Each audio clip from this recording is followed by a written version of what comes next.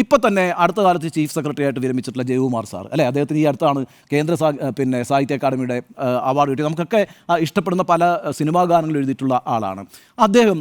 ഒരു എഴുത്തുകാരനല്ലേ, ആ എഴുത്തുകാരൻ എന്നുള്ളൊരു പ്രിവിലേജ് ഉപയോഗിച്ചുകൊണ്ട് വേണമെങ്കിൽ അദ്ദേഹത്തിന് അഭിപ്രായങ്ങൾ പറയാമല്ലോ. അദ്ദേഹം അപ്പോഴും അഭിപ്രായങ്ങൾ പറഞ്ഞിട്ടില്ലല്ലോ. ഈ സമയവും അദ്ദേഹം അങ്ങനെ ഒരു അഭിപ്രായം പറഞ്ഞതായിട്ട് എനിക്കറിയില്ല.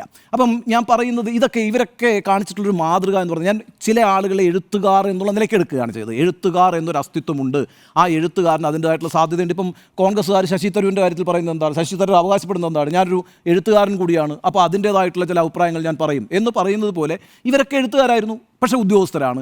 ആ അർത്ഥത്തിൽ ഇവർക്കൊക്കെ ചില അഭിപ്രായങ്ങൾ തുറന്നു പറയുന്നതിനകത്ത് പരിമിതികളും ഉണ്ടായിരുന്നിട്ടുണ്ട്. അത് ആരെങ്കിലും അടിച്ചേൽപ്പിക്കുന്നൊരു പരിമിതിയല്ല, മറിച്ച് താൻ നടത്തിക്കൊണ്ടിരിക്കുന്ന പ്രവർത്തനങ്ങൾ ബയാസ്ഡ് ആണെന്ന് മറ്റുള്ളവർക്ക് തോന്നാതിരിക്കുക എന്നുള്ളതാണ് ആദ്യത്തെ ഉത്തരവാദിത്വം. നിങ്ങൾ ഒരു അധികാരത്തിലിരിക്കുന്നയാളെ പുകഴ്ത്തി പറയുമ്പോൾ അത് എപ്പോഴും ശ്രദ്ധിക്കണം. അധികാരത്തിലിരിക്കുന്ന ആളെ വിമർശിക്കുക എന്ന് പറയുന്നതാണ് ഏറ്റവും നല്ല ക്വാളിറ്റി ആയിട്ട് സമൂഹം കാണുന്നത്. ഒരു അധികാരിയെ നിങ്ങൾ പുകഴ്ത്തി പറയുന്നുണ്ടെങ്കിൽ നിങ്ങൾ സംശയത്തിന് നിഴലാകും.